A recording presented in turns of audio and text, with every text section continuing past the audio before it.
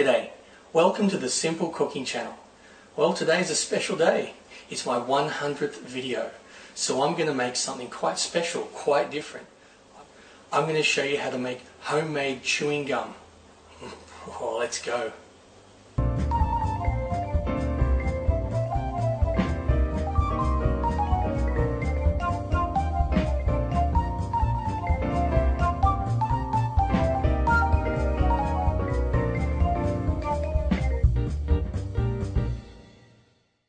Now what you're going to need is gum mix. They sort of look like pellets and they'll bend a little bit. Now you need roughly 57 grams, which is 2 ounces. Now you might be able to find this in your local supermarket. If you can't find this in your local supermarket, there is a link in the description bar as to where you can buy this online. So what you want to do is get a microwave safe dish. This will work. Anything that you've got that you can put in the microwave, and you want to have, as I said, 57 grams or 2 ounces. Put it in the microwave on high for 90 seconds and then check it to see if it's quite gooey. If you think it's gooey enough to sort of work with, then that's fine. If it's still a bit hard and hasn't quite gooed enough, try another 30 seconds, and on top of that another 30 seconds, and keep doing that until you think it's ready to go. Now while that's melting or heating up in the microwave, you want to get some corn syrup. Can also be called glucose syrup. If it's derived from corn, then that's what you need. Now what you need for the corn syrup is the same amount, 57 grams or 2 ounces. Put it in something like a mug, which then will go in a bowl, and you want to put hot or boiling water in there just so the glucose will soften a bit more. Now this should be really soft, so see how I can just squash it like that? Very simple. So that's ready. Now what you want to do is get that confectionery sugar, put about half of it just in a mound on a cutting board or on your bench, wherever's good for you. Now get that gum base that you've melted. Now get the corn syrup and pour it straight over it.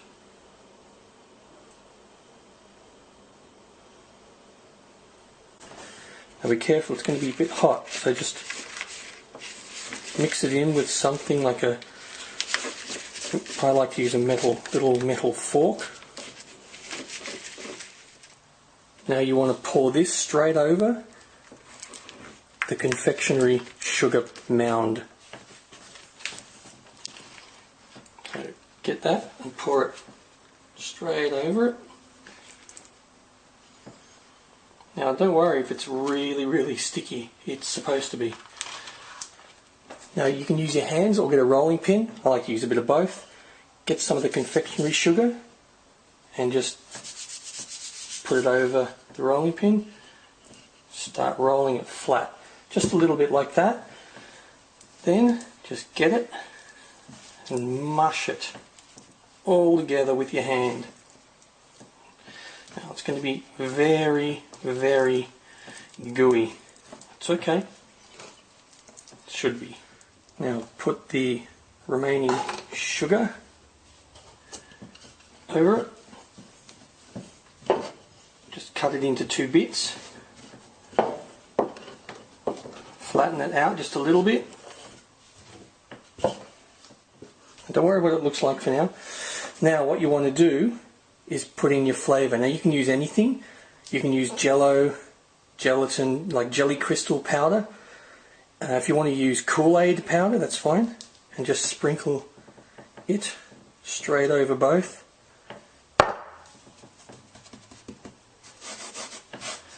And then mix it in. So just do whatever you want to do. Knead it, flatten it, squash it, roll it. This is the fun part. Now the amount of this flavour that you put in is entirely up to you. I usually put in anywhere between 2 and 4 teaspoons of it. Alright, should 2 balls. Now we just want to flatten them out.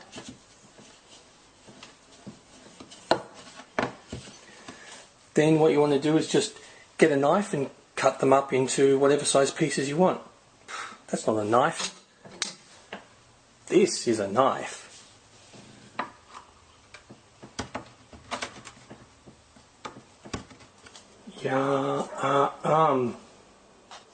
Now this is just another batch that I did where I just added a few drops of food colouring. So you can see it can make quite a difference to the gum, just with a few drops.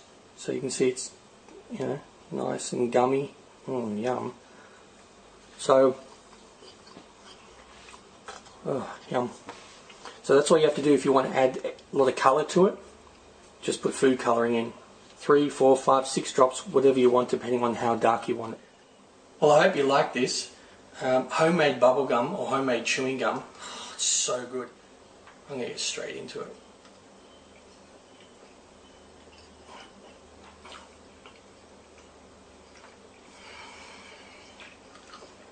More.